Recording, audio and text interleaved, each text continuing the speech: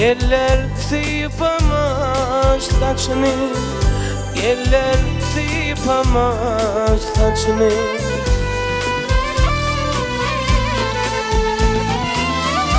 Hani bakarlar başını, ben senin yanına geldim, yar senin yanına geldim.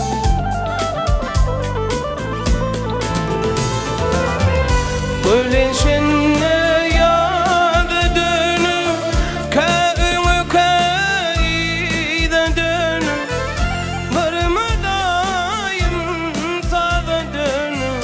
Ben senin yanına geldim, yar senin yanına geldim.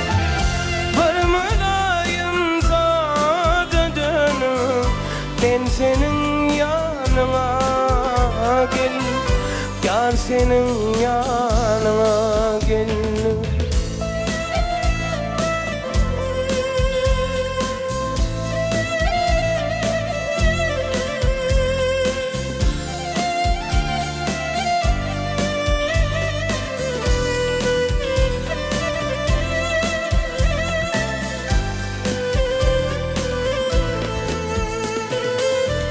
Göçüp verdin akıl kuşlar, bu baharlar bahtı kuşlar, bu baharlar bahtı kuşlar. Bahtı çünkü hiç kaçan işler, ben senin yanına geldim, yar senin yanına.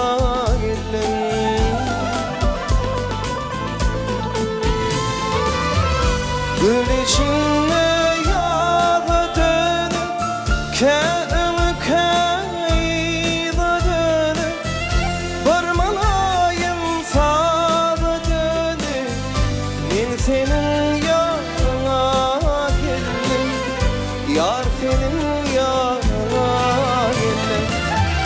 Vurmalayım sağı dönüp, ben senin yanına geldim, yar senin yanına geldim.